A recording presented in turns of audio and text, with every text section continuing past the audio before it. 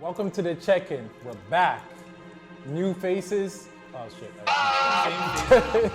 Same faces. New faces. The check-in.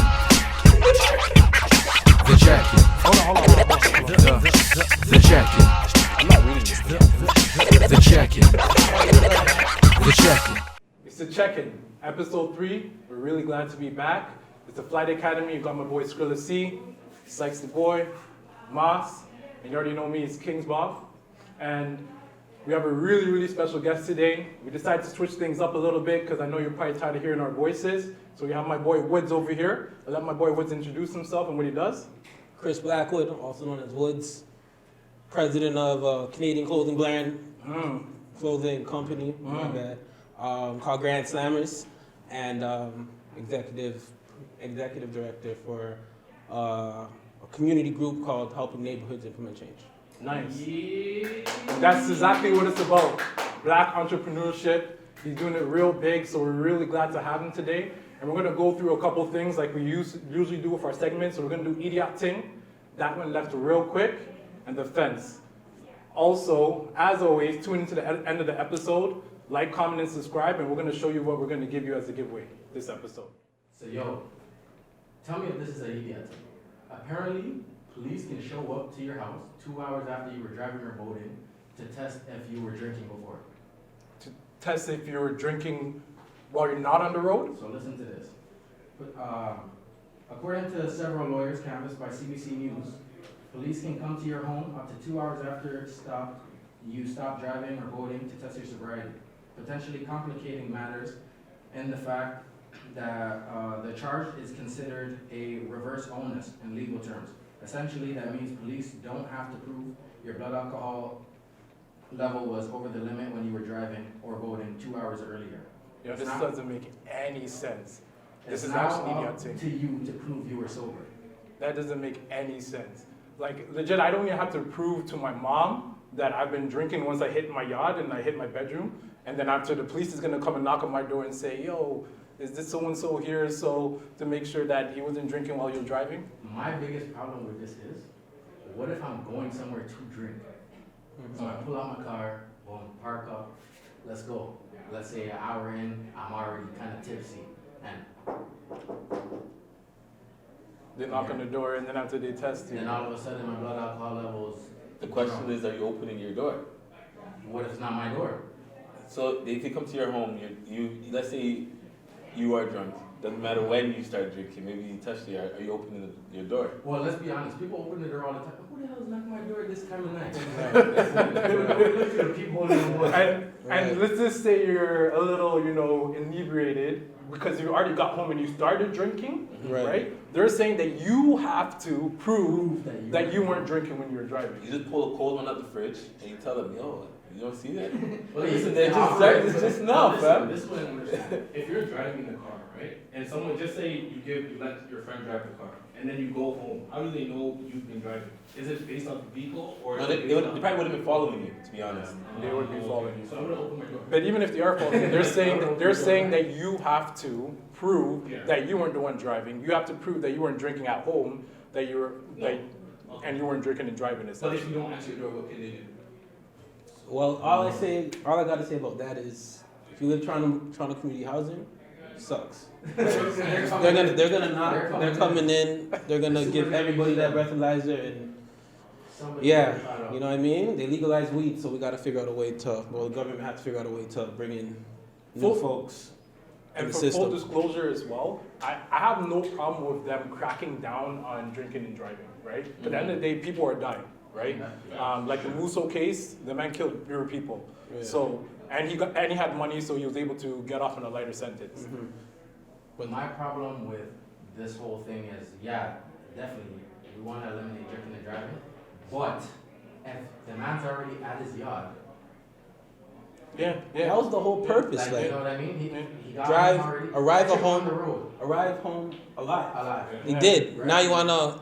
Not to say That's that's one, but we're assuming that they're targeting us. I think part of it is the danger of being targeted. Yeah. Because as you said, if you're coming from a certain community, and they know that, you know what, yeah, I know I see this guy with drinks before. I know who this guy is. Yeah, like- I'm gonna be following him. Yeah. I'm gonna make sure, oh, see that he cracked Yeah, one check open, him knock out. the door. Or maybe his door's left open and walk in. Yeah. Right?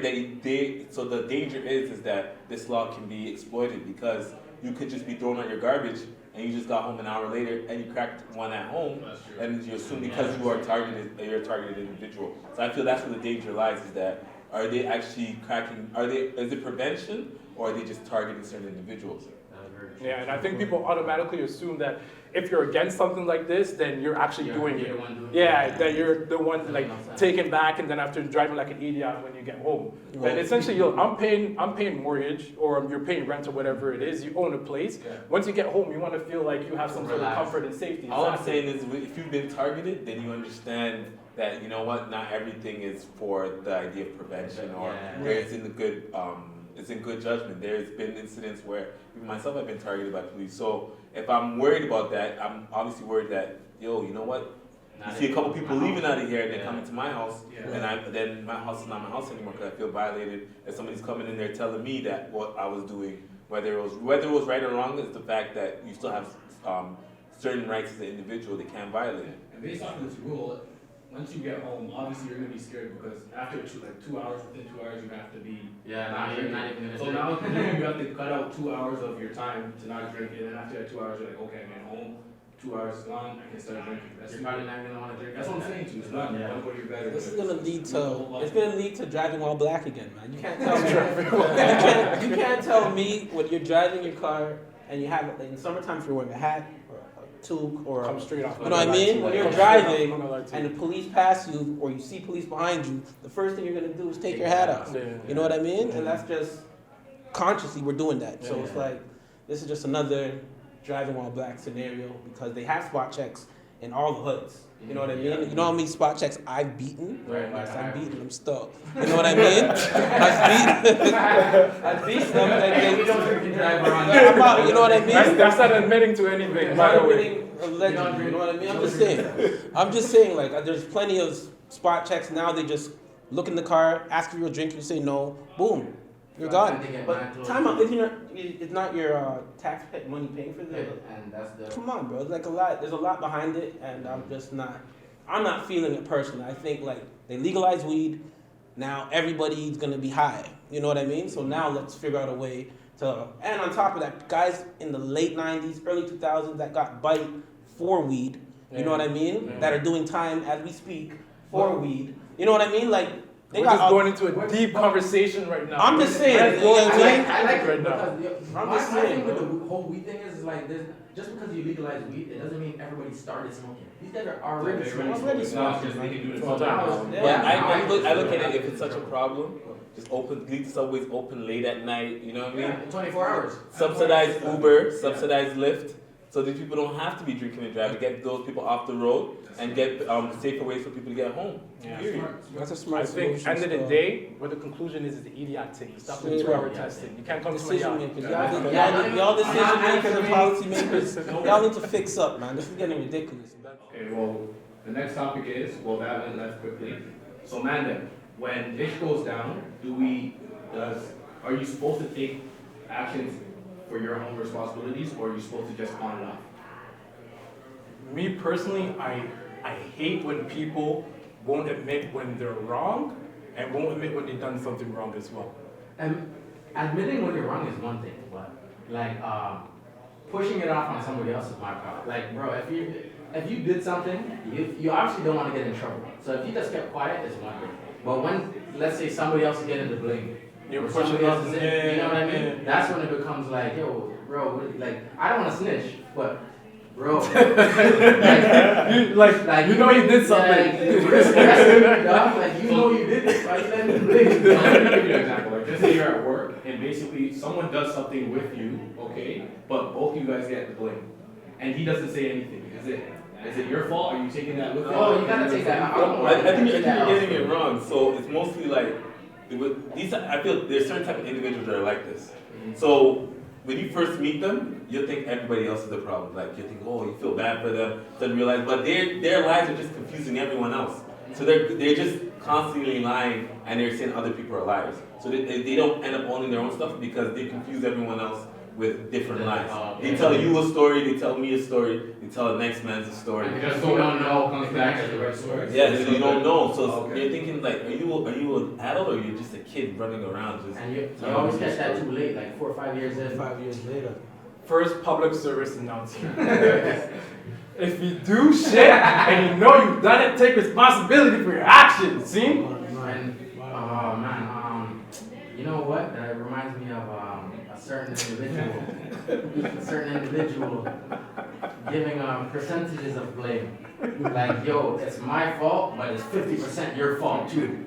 How does that even make sense? Not even 50, 70. Like if you say like it's 70, 30%, you know. Like, you know. You already know what you're doing. You already know what going. Trying to make yourself feel better because you're trying to pawn off things. Yo, it wasn't like you could have did it. Nah, it was you, bro. You did this. And bro, if I say You did this, bro. It was you. and if you say that, listen, if you say, okay, my bad, I did something wrong, and you're gonna correct it, don't correct it on your own time. Correct. It was you, bro. Enough said. That's all I have to say. I'm a grown ass man, man. If I make a mistake, you gotta own it, man. Take Apologize for it. Try not to make it happen again. Keep it moving.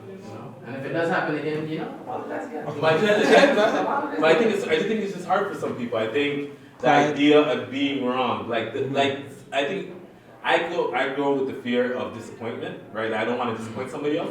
But as you said, when something goes wrong, let them know that it went wrong, so the person knows. Okay, you know what? Yeah. It was beyond your control. So Yeah. next time I give you a blind. And on top of that, just to piggyback off of that, they could be ready. Yes. You know what I mean? For whatever has to come with you Exactly. being wrong or putting them in a messed up situation. At least they know in advance, so at least they'll be ready for the fall. And it can be, Not a surprise. no. Yeah, it happened to me. The man told me go pick up something. Like, so he had a pair of shoes. He's like, yo, go pick up the shoes. I show up. The guy doesn't even know that I'm supposed to be there. Yeah. So that whole idea of he's there, and then now he's putting the blame on me, saying it's my fault. But yet he never set it up properly. But as I said, lies on lies. He tells me a story, tells this man a story, tells this man a story, tells this man, and the next man a So story. did he hear your story and then basically just say you're wrong? He's just a storyteller. Okay. Storyteller. I think he tells. No, he tells the baby moms another story too. Oh, wow. Oh, I don't got the money today because you know, Scrilla owes me some money, But and he gave you the money to KingsBob. go get shoes. KingsBob owes me some money, and it's always a new story. Like, you know, these are the people, as I said, all they know to do is lie. And the thing is, I don't want it to, again, convolute the issue into, like, I think snitching is a whole entirely different thing. Yeah. But the concept of snitching wouldn't exist if man took responsibility for your actions. Because everyone's trying to get off. That's At right. the end of the day, if man get caught, not everyone's going to get off. It's Right? So someone has to step up and be like, you know what? I did this, I'm going to take responsibility for But it. okay, so with that, if everybody was like, if we all did something, let's say we all did something, we all run off, one guy gets caught. It's kind of, it's kind of Say you like, got the speed no more. it's different from if we all, like, we're all there and I did something, we all ran off and we got caught, like one person got caught, let's say Scrilla got caught. I feel like in that situation, I can't let Scrilla take the L. Because I'm the only one doing it. You know, he got caught. If we're all doing it, I mean, yo, if I get caught, I get caught. Shit, like. Yeah, it's part of the game. And you then know? even Part to of the game, piggyback yeah. off of that, like it's like, do you value friendship? And that's You know what I mean? a lot of And that's people like don't the know, man. underlying thing. Like, there's so many people. I remember my man Scrilla showed me, like, back in the day, some of us, or some people in general, growing up in the same community, are like friends by default. You know what I mean? And default actually happens when you get caught in a situation, and you get a chance to see who that person really is. You know what I mean? And then For a lot of people, it's self-preservation too, right? all Yeah, that too. they're looking out for Right. themselves. You know, they have their daughter or son out there, and they're Yeah, young, like- and they're about to face 25. So Like, they're like, you know, he made do it. Like, They started. what if he does 25 is soft, but if I do 25, Yeah. like, nah, bro. So they might switch up the story. So we're on to our next segment, defense. So the question is, once you make it, so coming out of the hood, once you make it, should you get back to the hood? That's a heavy, heavy question. And how should you get back to the hood? At what level, if you do agree? I'm personally gonna say that I appreciate the concept of giving back, but you have to make it somewhere in order to give back. And Right. it also depends on how invested you were in your neighborhood, right? So were you like a staple in the neighborhood, or were you very involved in like kids growing up, or were you a kid that didn't come outside? Because if you didn't mingle in the hood, when you leave, I feel like you probably won't even think about the hood. Like you're like, God, thank goodness I got out of there. These hooligans all day, you know?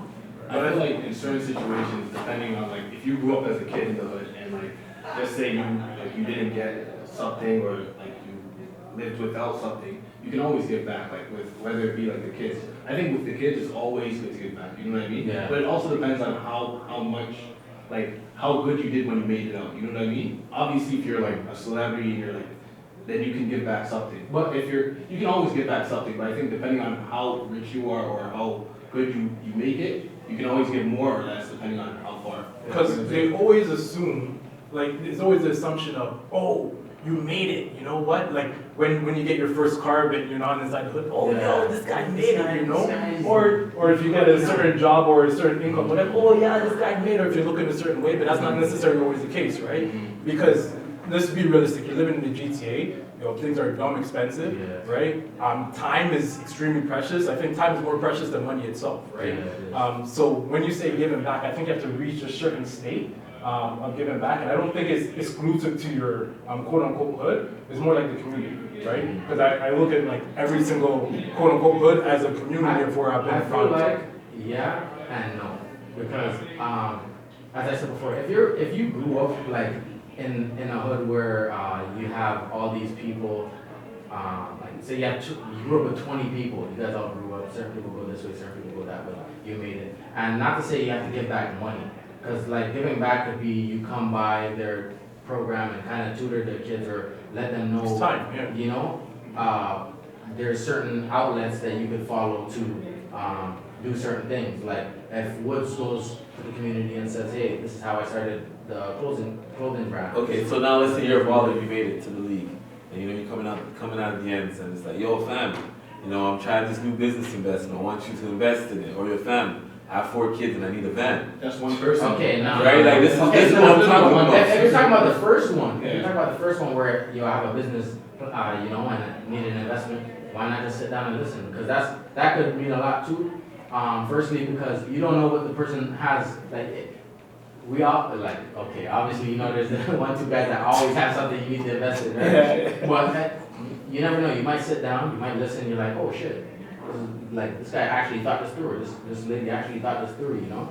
Maybe it is. Let me talk to my people and see what's going on. But obviously, if a man's like, yo, shoot, But you don't necessarily have to give money either. no, you don't You can necessarily give a step to the right position, because at the end of the day, if he's starting a business and you have a... No, and I'm not disagreeing with you. Just saying like that was that because part of it too is that you think about it. Sometimes you show so much love to the hood and they don't show you no love back.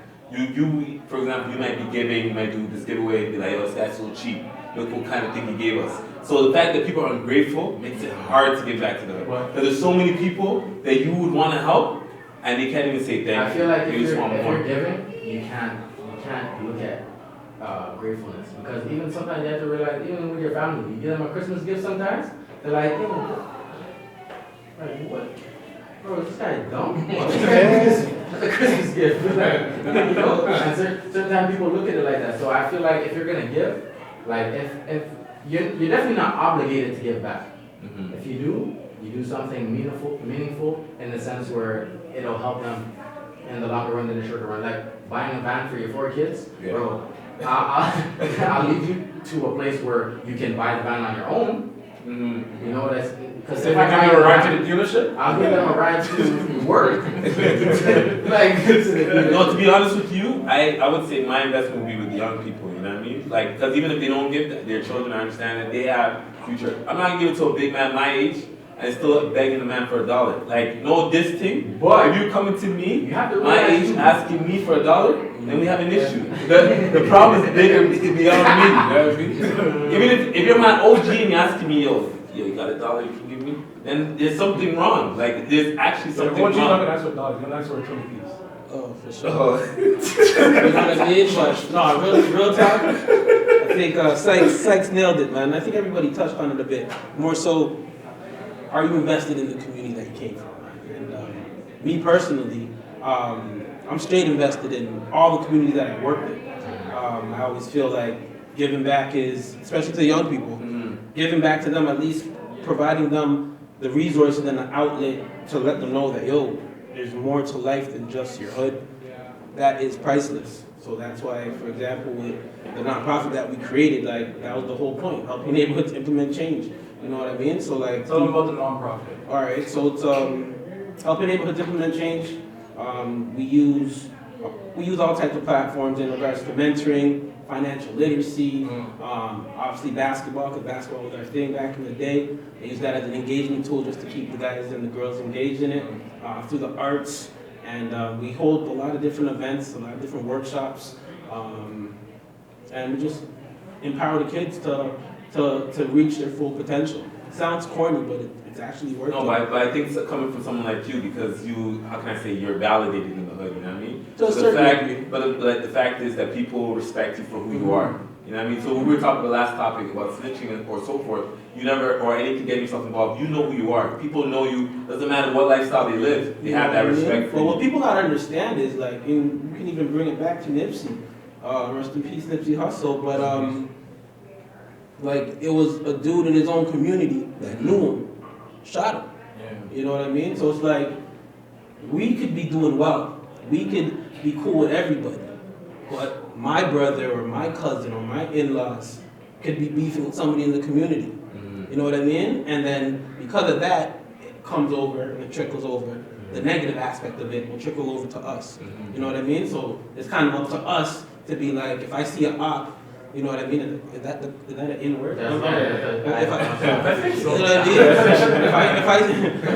If I see an op, I gotta let him know, like, yo, I'm not about all that. You know what I mean? You may have problem with my bro, or may have problem with such and such, but I'm here to help these guys. Like, you know what I mean? Like, we do the OK tournament in the Jane Finch community, representing O'Shea and Kwame, two individuals that got killed through senseless gun violence back in, I'll say like maybe 2011, 2012. No, actually, sometime we were doing the time we even performed at one of them. That was the same year. That was the same year they died. Long story short, like, the community divided. There's so many sub crews, you know what I mean? But for that particular event, everybody puts aside their beefs. Like, I personally seen mans be like, yo, you're lucky this is the OK tournament right now. I would have blown your head off. You know what I mean? I'm like, guys, please. You know what I mean? I got 31 division on speed dial.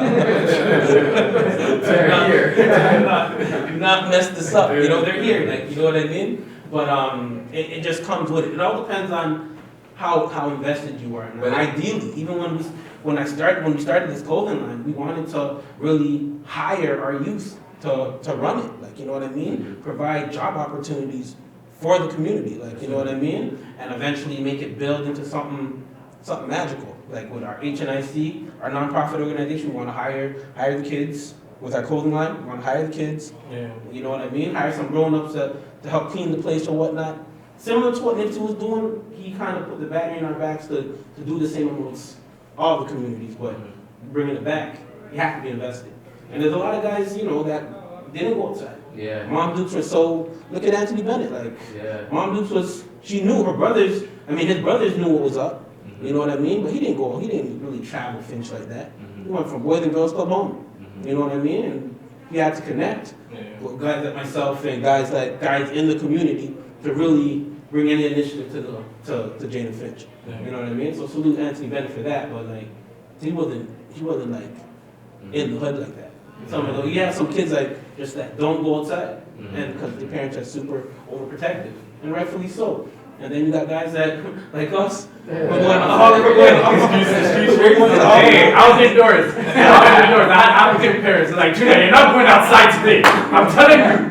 Right? So I didn't have that opportunity, but I think it's really nice that what you guys are doing and everything that you guys do, right? I've personally been scarred from this stuff because I was in a position where I was hiring people, right? And I see, you know, a brother or something like that will come in and be like, yo, boss, I really need this job. Like, bro, you're not qualified.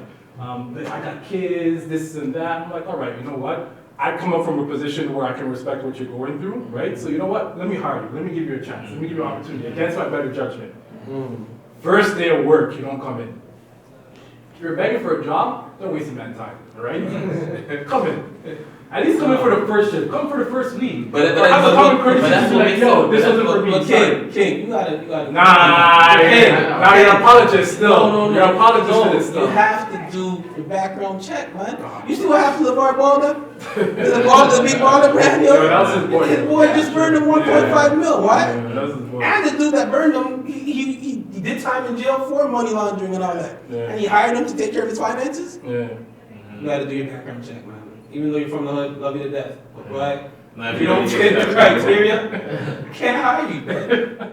Thanks so much for watching the check-in. I hope you enjoyed it. We enjoyed recording this episode. And like I said at the start of the video, we're gonna be doing our giveaway. Woods, being the entrepreneur himself, he's been so nice to give us a sweater. Grand Slammer sweater. Respective. What's the slogan again? Support the brand that supports your grind. Support the brand that supports your grind. That's some real stuff right there. So if you want a sweater, just like, comment, and subscribe to the video. We're gonna pick at random. Anybody who has been chosen as a winner is gonna be on our Instagram page, the Checkin4. So you can also follow us at the Checkin4 so you can see the winners as well. All right? It's a nice sweater. It's a check-in.